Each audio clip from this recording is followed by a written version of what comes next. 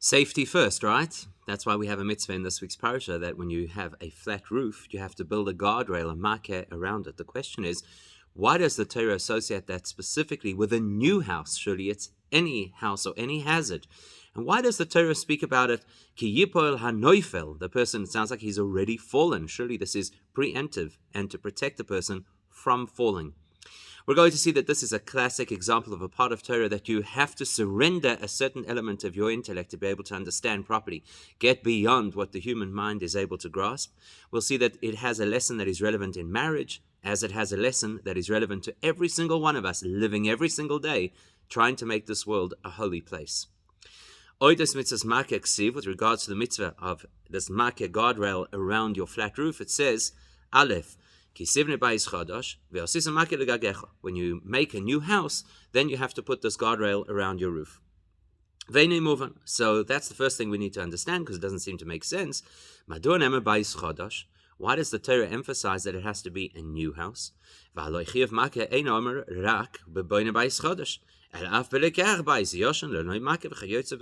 the halacha is not reserved only for a person who builds a new house. Surely it applies equally to a person, let's say, who buys an old house that never had a makeh around it. So the Sifri tries to explain it to mean that from the time it becomes new to the person, to the user, that's when you have to make the makeh. In other words, that means that the obligation to make this guardrail begins not like, for example, a mezuzah, where you could live in the house already for a few days, and only then, once you become a so-called permanent resident, are you required to put up a mezuzah. This is different. The Sifri says that Kisivne is telling us, as soon as the house becomes livable, immediately you have to put up the guardrail, even if you're not living there yet. As soon as it becomes ready. So in spite of the fact that the Sifri has a good answer, the Rebbe says it doesn't fit very clearly with the language of the pasuk. The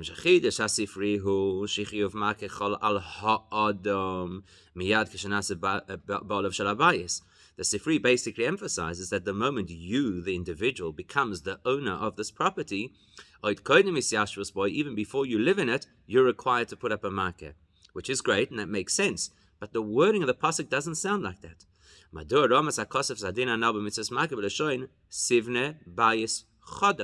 Why then did the Torah speak about it that when you build a new house, which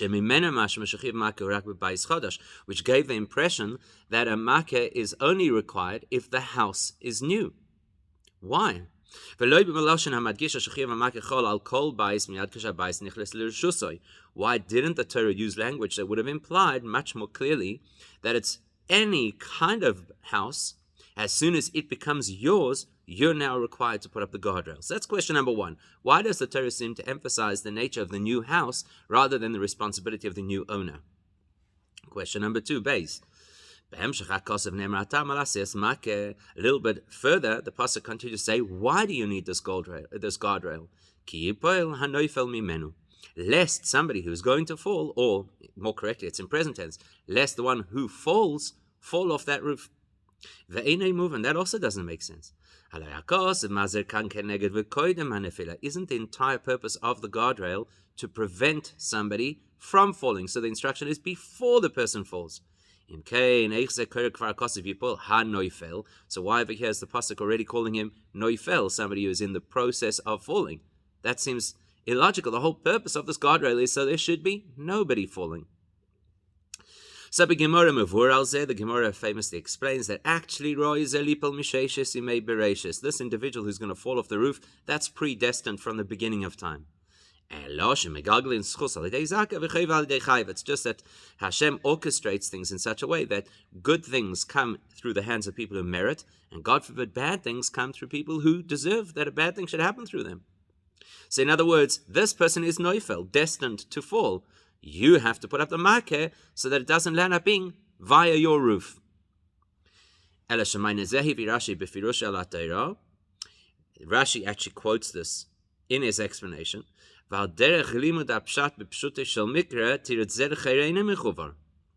Still, This does not seem to fit at a pshat level with the language.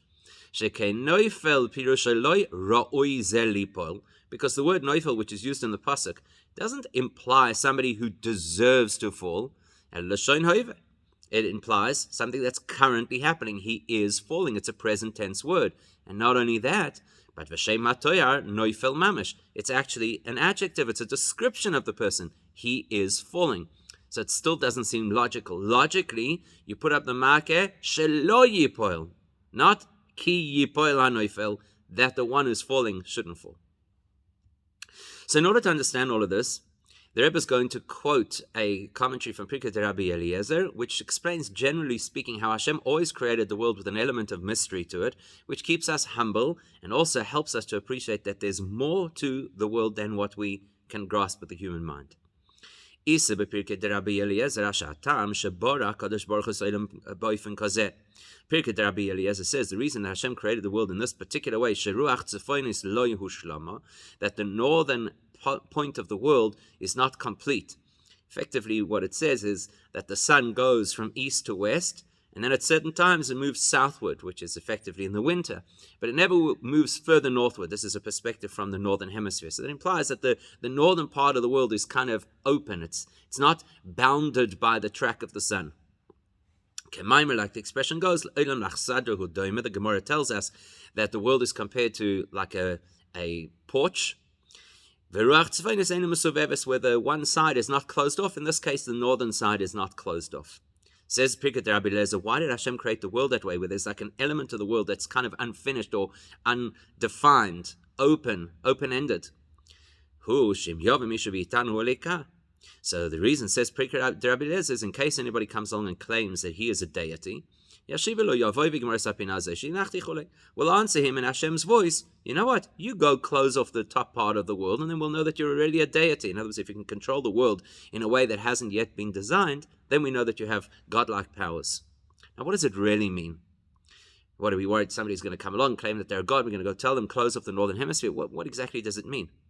The kavonos hadvarim, the intention of these words, this concept is the message is, in case human beings make the mistaken conclusion that they don't need a god, that they're good, they're self-sufficient, they're scientifically minded, they've built technology, they have created great economic structures, they don't need God. They don't need something beyond themselves. So therefore Hashem created every part of the world, including every human being, to fundamentally lack certain things. Certain things will always be incomplete, and things that the world, society cannot complete on their own. And that's going to remind us that we need a koyach elyon. That's going to remind us we need a higher power. The COVID pandemic would be a great example of that. There's certain things we cannot control. With all of our wisdom and all of our technology and all of our advancements, we still need Hashem to help us. So that's generally in life, and more specifically, it applies more specifically to the concept, the principle of intellect, which of course is the part that human beings mostly pride themselves in.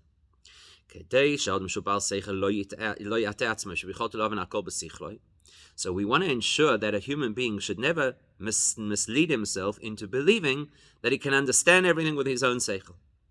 Therefore, so Hashem built into us the fact that there will always be things that require a leap beyond the intellectual. We're intelligent beings. We pride ourselves in our intelligence. We use our intelligence, but we always have to be humble enough to acknowledge that certain things are beyond our intelligence. Ledugma, great example of this, by the way, is that kedei lahavin dvar seichel, in order to understand any intellectual principle in the first place, there are certain axioms that you have to accept. You have to accept them in order to use intellect. Meaning, you can't use intellect to establish the axioms. You have to accept the axioms in order to motivate intellect. Because only once you have certain intellectual axioms in place, then you can go through an intellectual process and know when you've arrived at a correct answer. But the irony is that those fundamental principles, what we call muskolos harishonos, primary thought processes or primary accepted notions about reality, those are not necessarily things that require intellect. Intellect requires them. So basically, what do we find? We find that the nature of people is that when you analyze your seichel, you realize seichel is lacking, and seichel itself requires things that are super rational. It's a fascinating concept. We don't think about it. We would take it for granted. If you want to work out the concept of mathematics, you have to accept certain axioms, whether you understand them or not, and so on and so forth. And so on applies to really every area of intellect. Now, our primary focus over here is not to talk about intellect generally. We want to see how it applies in Judaism, specifically in learning Torah. So, if that is true of any intellect, lahavdil, it's certainly true of Torah. One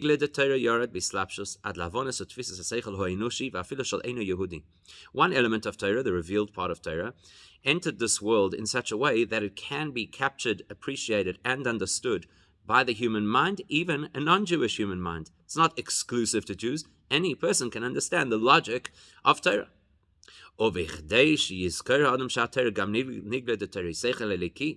But what does Hashem want us to remember at all times? That Torah is not ordinary intellect, it is divine intellect. Therefore, Hashem established certain things within the so-called accessible, revealed part of Torah. Hashem designed them in such a way certain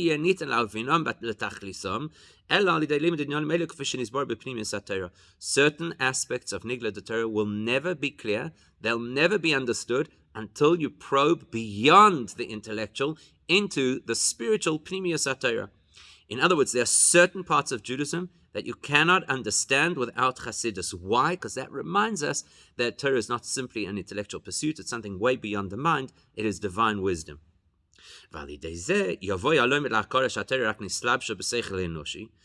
These unique subjects will remind us generally about Torah, that Torah is only invested in human intellect, but not limited to human intellect, and therefore, in essence, the Torah is really divine wisdom that is fundamentally beyond the scope of the human mind. So those unique cases where we are forced to acknowledge that it's beyond what the human mind can understand, they reflect on the rest of Torah, so we should always be conscious that every part of Torah is fundamentally beyond human intellect. So therefore, now we can suggest that this pasuk about Makeh, firstly the question why it's Bayis Chodosh, secondly the issue of Hanoifel in the present tense, this is one of those examples. You can only understand this whole mitzvah and the specific language of the Torah based on Pnimius HaTorah. And this will remind us that every other area of Torah needs to be addressed the same way. So once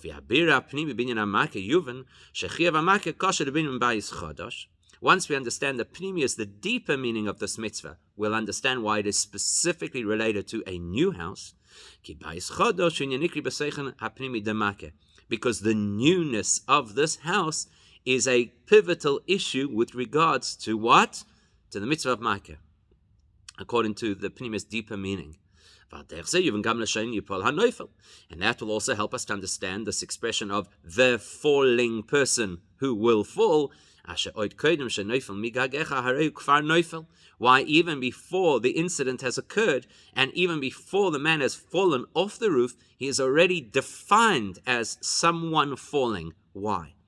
So let's look at the deeper meaning. We'll start off with a more accessible area of life, human experience that we can all relate to, marriage, and then we'll extrapolate it out to the general experience of a person's spiritual journey. Amr Chazal, we know that the Gemara tells us, Beisai Zoi Ishtoi, we know this from Yom Kippur when the Kohen Gadol, V'chiper Ba'ado Yavad Beisai, that he has to atone for himself and his household, says the Gemara, Beisai Zoi Ishtoi. Right? That the Beisai here refers to his wife, and that's why the Gemara Yuma tells us the Kohen Gadol has to be married in order to do the service on Yom Kippur. Not only that, but Rabbi Yossi goes further than that, and he says,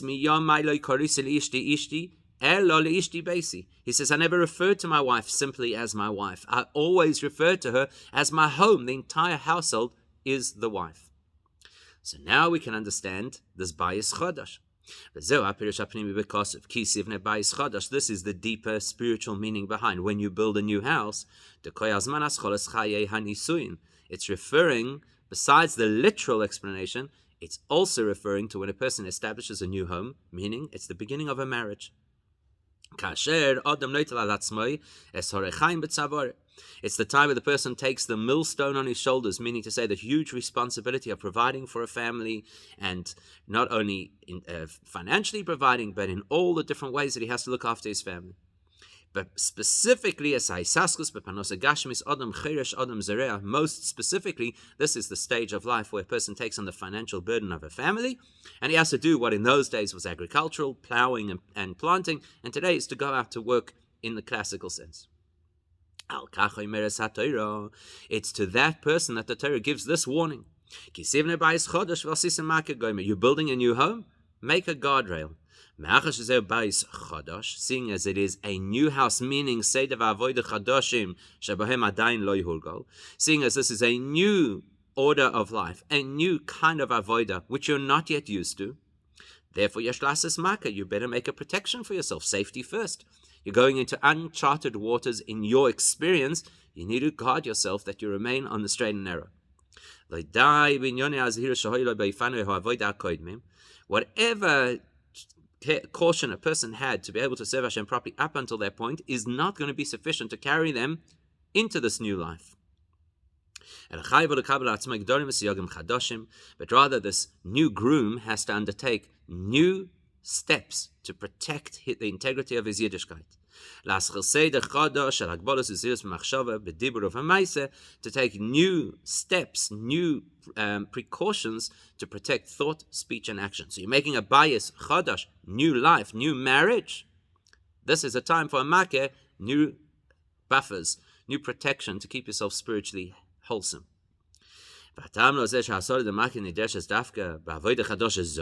You'll ask, why dafka now? Why dafka in this new chapter of avodah? There are various new chapters of avodah in a person's life. Why this specific one, bayis chodosh, marriage? Now you have to be so cautious to put up all these spiritual protections and barriers. So to answer that, the pasuk says, because you are in a state of falling now, and therefore we don't want you to fall further. Meaning,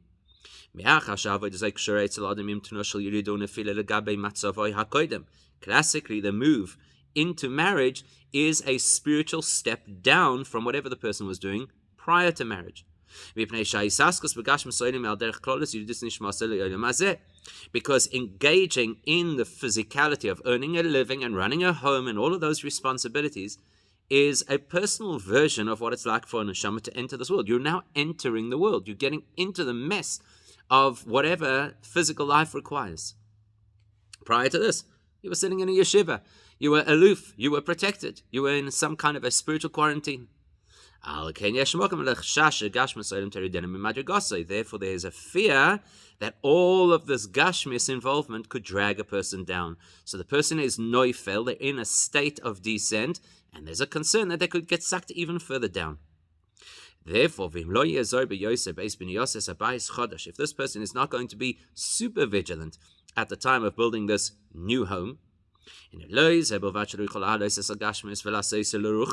without that caution, not only will the person not succeed in lifting and elevating the gashmistic world to become more connected to Hashem and to become more spiritual, and in fact the contrary, the person is already in a downward trajectory. So now we're concerned that the gashmis of this world will accelerate the downward motion, and yipol ha'noifel, the person who's already in a state of noifel, can fall even further. So what is bayis chadash b'pnimis ha'inyanim? The new stage of marriage. That's where a person needs special protection, not to get too materialistic. Let's take it a level deeper and a level broader. Bayis koig lifi'omim gam al gufa adam. There are also times that bayis, the home, is a metaphor to represent the human body. In In terms of serving Hashem, the concept of working, so to speak, in the house or building the house is the concept of avodas habirurim, taking the physicality of this world, extracting out of it its spiritual meaning, discarding the rest, and elevating the spirituality back to its source. Where the goal is for a person to refine his or her own body and the world around them. There are two reasons why this is also called a new house. The first reason it's new is because, frankly, the neshama up in Shamayim had no concept of engaging the world and extracting out the spiritual potential and elevating it. But also a deeper reason is the truth is that this avodah of avodas habirurim, engaging the physical world and elevating it, makes the real chidush. In other words, creates something that is exciting, innovative, different, revolutionary. If in Shamayim everything is connected to Hashem, it's not such a surprise. But if here on earth we're able to connect everything to Elikus, that is a chidush. That's wild. That's a huge revolution. Therefore, it's called Bayis Chadash. It's an avodah that is not only new to the neshama, but creates something that is new in the entire context of creation. This kind of concept is reflected in how we describe just the creation of our physical world.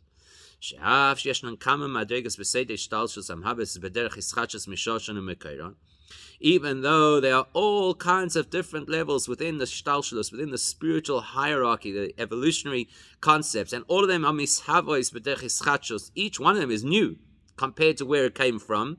So in other words, for example, after Hashem initiated a tzimtzum and completely removed himself, whatever that means, from visibility, from our capacity to be able to identify Hashem, then Hashem generates a new oil, a new light. We say, ischachus, that's something revolutionary. It was never there before. He has a limited, finite degree of divine energy up until this point in time. Everything about Hashem is completely ein sof. Now you have an oil that is finite. Wow, that is new. Or, next level, Adam Kadmoi Nikra Adam Dibriya Yesh Me'ayin. Adam Kadmon, which is the most supernal level of all the spiritual hierarchies, which is obviously the result of this newly generated Oyer HaKav, this newly generated divine light, is still called Adam in a concept of Bria. Bria always means Yesh Me'ayin, something that was never there before. And then Akelim D'Atzilus, Eminyan Shel Yesh Me'ayin. When we talk in the realm of Atzilus, which is already a tier or a few tiers lower, the kelim, meaning the defined realities of Atzilus that allow us to identify like Chokhmah and Chesed, etc., those are also like new. Wow, there's such a thing as a defined reality in Atzilus. And of course, when you get to the world of Bria, which is true Yesh Me'ayin, where things actually begin to take on some kind of an element of independence. The point being, at every step of the spiritual hierarchy, there's always a newness. There's like, wow, compared to where we've come from, this is a surprise. So generally speaking, there is chidush, there's the concept of innovation right throughout the whole creative process at every spiritual level, because each spiritual level is something new and surprising that we would never have identified in the previous spiritual level. In spite of all of that, the real revolution, the greatest surprise, is the fact that there's a physical world. As the expression goes that we use in Chassidus, that the idea of creating physical out of spiritual, there's no greater version of yesh me'ayin, something coming from nothing. The principle of a physical item emerging out of the spiritual is totally irrational. It's completely surprising. It's the greatest revolution. So yes, there are many revolutionary steps in the process of the different spiritual levels. None comes close to the huge innovation of a physical world. That's why we call it Bayis Chadash. This is where the real Chiddush happens. And most importantly, not just the fact that, wow, look what Hashem did. He created a physical world and nobody saw that coming. But more importantly than that is the avodah of what you can achieve in that physical world and with those physical things. Because if you think about it quite logically, any physical item, regardless of how powerful, sophisticated, advanced it might be, is nothing compared to the smallest spiritual concept. Nothing. Because physical is just so finite and spiritual things are just so flexible and so sophisticated and so complex. So there's no question that from the physical realm to the spiritual realm is an impossible leap. Nevertheless, nevertheless,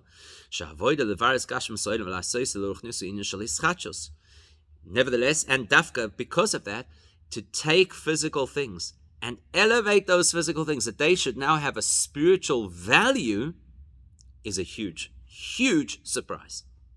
Huge revolution. Major chiddush. So where does the real stuff of the world happen? Where does the real excitement of creation occur? Here in this world. Yes, there's lots of chiddush all the way down.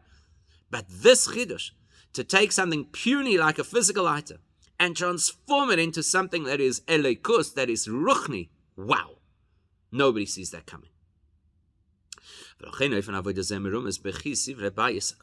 That's why this particular way of serving Hashem is alluded to in the pasuk as building a new house. Because the goal of this particular avodah is to completely recalibrate and redefine the physical body called the bias, which in turn builds a new and surprising and magnificent home for Hashem in this world, which of course is the purpose of the whole of creation. So now what have we described so far? Bayis Chadash, that here is an avodah where everything about this avodah is new. The realm where it occurs is Chidush, wow, Gashmis. The effect of taking Gashmis and turning it into Ruchnis is even bigger Chidush. Everything is happening in the realm of Chidush. There's also a tremendous Chidush that occurs for the person doing this avodah, facilitating this tremendous revolution.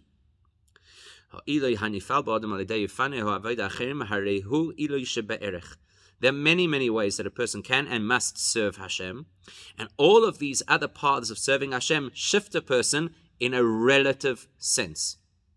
So a person learns Torah, so they grow in relative steps, more and more knowledge, more insight, more wisdom.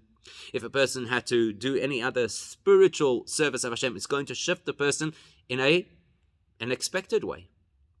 But when a human being, when a Jewish person engages in this avodah, which is this, what? You're taking Gashmias and you're turning it into Ruchnias? That catapults that person in an upliftment that is unexpected. That catapults the person to levels and experiences of connection to Hashem that are totally off the charts. Not only do we now impact the world in such an incredible way, not only do we impact the person, the practitioner, in such an incredible way, but the most amazing insight is that every single time we engage the physical world and use it as a way to bring about Hashem's purpose for creation, we impact the spiritual worlds also and in a revolutionary way. More so, our avodah creates a chiddush, something new in the highest spiritual realms that wasn't there, so to speak. Maybe a way to illustrate this is what the Gemara tells us, that that everything is in Hashem's hands, in the hands of heaven, orchestrated from on high, except for our choices around Yiras Hashem. Or it's the very powerful statement in the Medrash Rabbah that when we do mitzvahs, we actually add strength to Hashem, so to speak.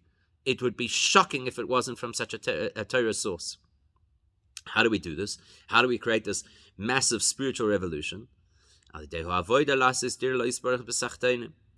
that avodah that we follow through to make this lowest realm a place that can accommodate Hashem in the most comfortable way, like his own, so to speak, home, then the earth itself becomes like a beautiful home. Just like a beautiful home expands the mind of the homeowner. You come into your house, you feel, I'm a chaya. You feel you can think better, you relax, you see the world from a better place.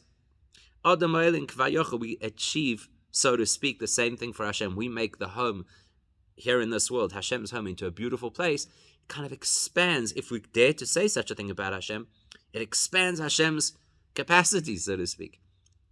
Amazing concept. As long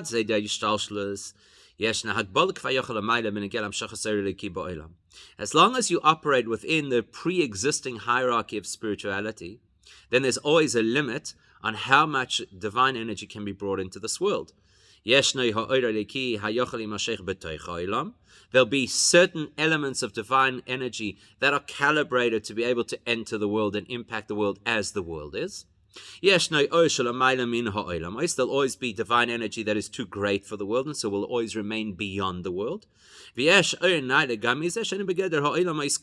there'll be even higher, loftier divine energy that is so great and so powerful that you can't even use the term saying it is greater than being related to our world, because that doesn't begin to describe it. In other words, there's only a little bit of divine energy, according to the rules of the spiritual game, that could ever be appreciated and experienced down here on earth. Whereas, when we do what we're supposed to do, we expand the possibilities. And now we allow for a chidesh.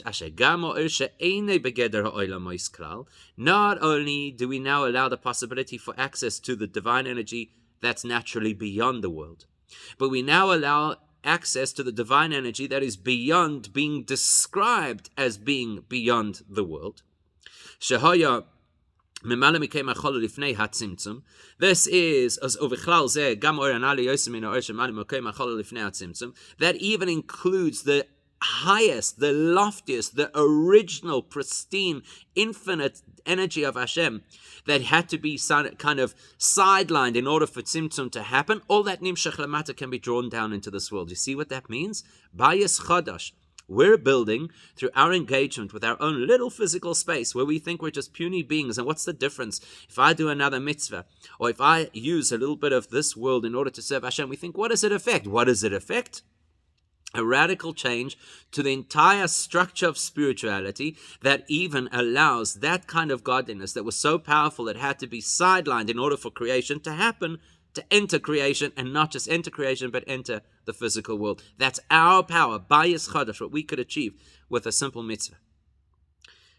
Except that in order to do this, there's a very important trait that a person has to include as well. Otherwise, we get in the way. We have to make sure we don't get in the way of all these wonderful things that Hashem wants to happen. The only way that any real change occurs, that any real revolution happens, is when there's an element of bittul, losing the original state. It's the butterfly coming out of the cocoon. It's the seed turning into a tree.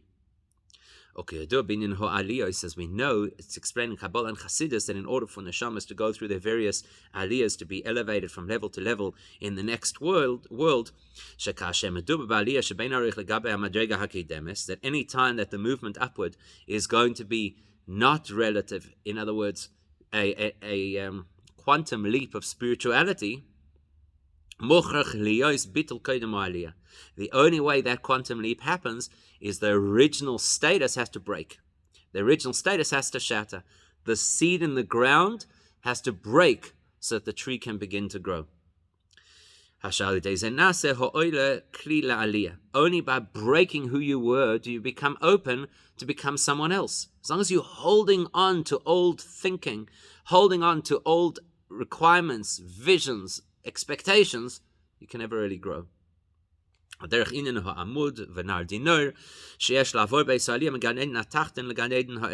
Kabbalah, it explains these various kinds of things that a neshama has to go through in order to shift from the lower experience of Gan Eden to the higher experience of Gan Eden. It's like a river of fire to burn off all your preconceptions, because otherwise you cannot transcend, you cannot transition into this new reality. You've got to go up this amud, this so-called kind of pillar, where there's this overwhelming sense of what's new and coming that is so blinding and so powerful, powerful that you just let go of who you were before. If a person is unable to let go of who they were before, they can never become somebody new. If a person cannot let go of the preconceptions of childhood, you can't mature into an adult.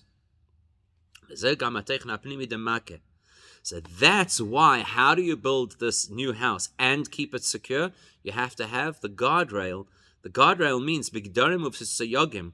It means a person takes steps to accept certain spiritual buffers that the person creates in their service of Hashem. That when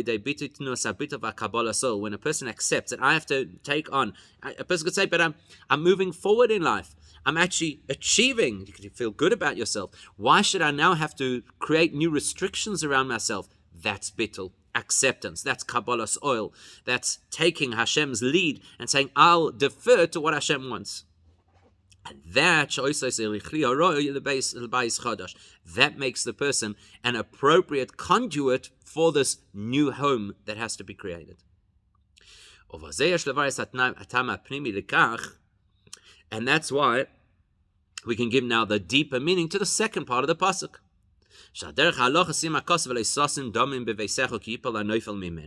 We know that second part of the pasuk is, why do you have to make this makeh so that there's no bloodshed, God forbid, in your house when the falling person falls off the roof? It's not just a rationale why you have to have this security in your home. The truth is, it's an independent instruction. Over and above the instruction, build a new house, and the instruction, make a makeh, there's another instruction. Like the Sifri tells us, making the guardrail is a positive mitzvah, and not allowing bloodshed in your home is an independent, separate, negative mitzvah. Why?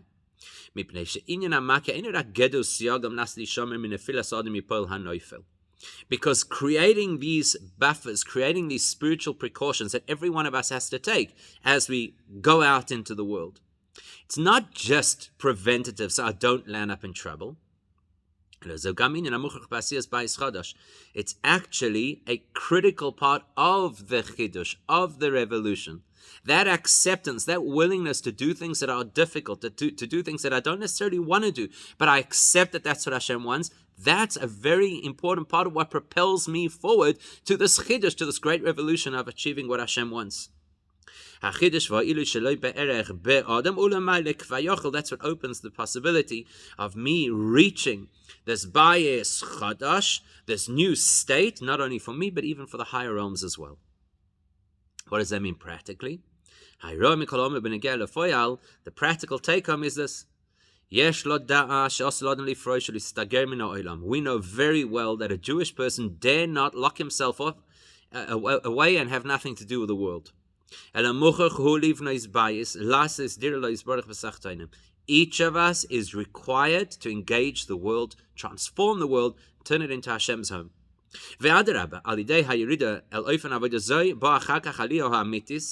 Actually, it's only by allowing ourselves to fall into the physical space, to engage the physical world, that we can then afterwards rise properly. Because that's when you make the real change, not only to yourself, but to the entire spiritual hierarchy as well, as we've explained. So on one hand, I have to know, tackle the world. That's where the spiritual opportunity lies, in the physical world, on the one hand, but don't let it run away with you. Equally, a person has to also know that if you want to successfully turn the physical world into a conduit for holiness, for spirituality, you're going to have the necessary precautions. Which means you have to engage the world without becoming enmeshed in the physicality of the world. Yes, of course, you have to physically engage the world and all of its matters. But those things should not actually become meaningful to you. And you should always keep a little bit aloof, as we say, a little bit aloof. מפני שהוא יודע ומרגיש שכל הססקוס בעניין העולם היא רק דרך הכוונה העליונה לעשות דיר לו יסברך בסחטונים. Because you're completely focused. Why am I engaged in the world? Not because I love those things, not because it means something in my life, but because this is how I achieve Hashem's purpose, to make a home for him in this world. And this is a very relevant lesson for anybody who's about to get married or recently married. One thing is clear, we can see that there's a tremendous advantage and greatness to being married. It's one of the loftiest things that a Jewish person can ever achieve.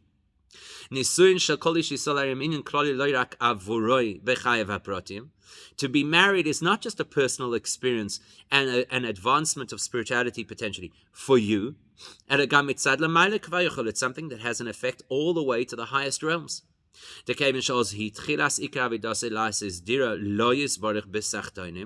Because now you're stepping into a space where you can really get down to the business of making Hashem's home in this world.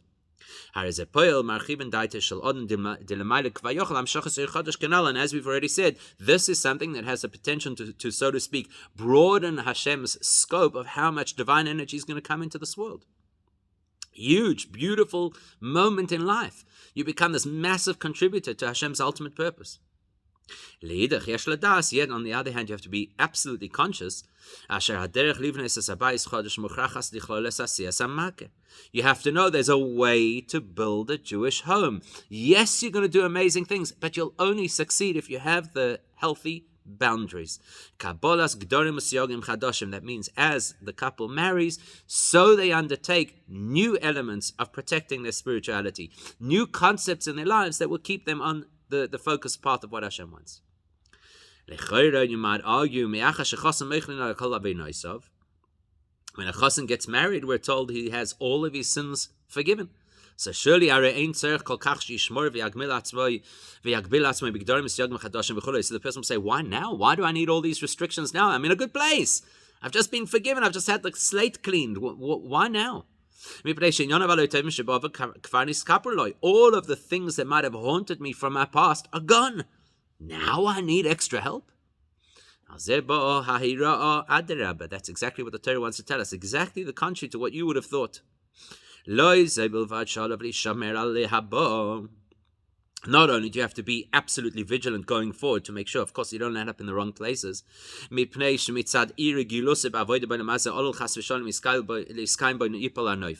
Because as we've already mentioned, you're going into uncharted territory. You don't know what it's like to be married. You don't know what it's like to have to put food on the table. You don't know what it's like to carry these responsibilities.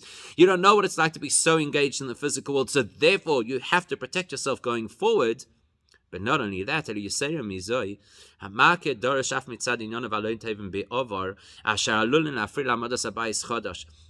makeh, this guardrail, all these precautionary new hachlotos that the person is going to take while getting married are also to protect you from old things that, who knows, they may resurface at some point and interfere with your growth.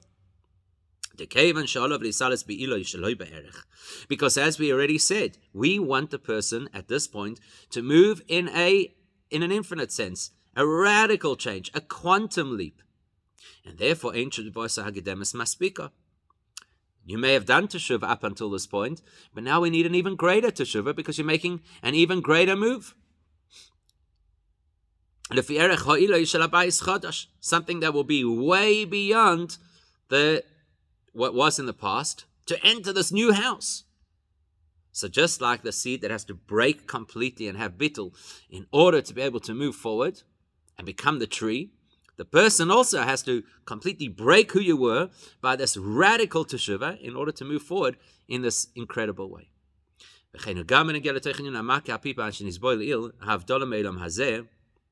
And that fits directly into everything we've explained so far about the nature of this makeh that keeps you just a little bit removed from the world. A person could argue, hey, the Torah is the one that instructs me now at this point in time to engage the world and take the burden of earning a living. How can you suggest now that now's the time I should be separate from the world? I have to engage the world. The Torah expects me. I have to be responsible. I have to provide for my family.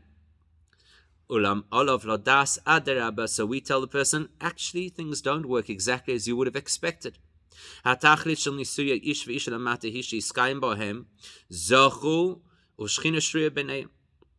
The real goal of marriage is that the couple together should have the merit that the Shechina, the divine presence, is with them in their life.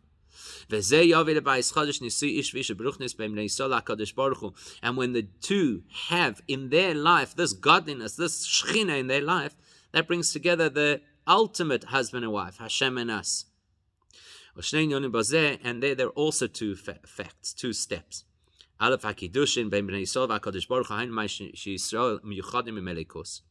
First of all, there's the concept of the marriage between Hashem and us, which means that we and Hashem become synthesized and harmonized to become one. And equally importantly,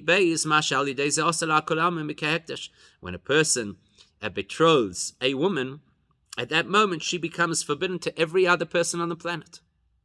Meaning, in a similar vein, we as Hashem's bride now become, so to speak, blocked and separated from all of the physicality of this world. And the reason for that is because the entire experience of our engagement in this world is to be able to bring treasures back to our husband, right? Treasures back to Hashem. To fulfill and complete the intention, which is to build this world into Hashem's home. So what's the message? What's the practicality? What's the take home? Yes, of course, we have a responsibility in this world. Yes, of course, our goal is to transform the world into a place of holiness. And to do that, we have to engage the physical. But in order to remain focused, and in order to ensure that that's actually what we do, it's equally important for us to keep that sense of separation from the world, that we don't become invested and we become the masters of the physical, not mastered by the physical.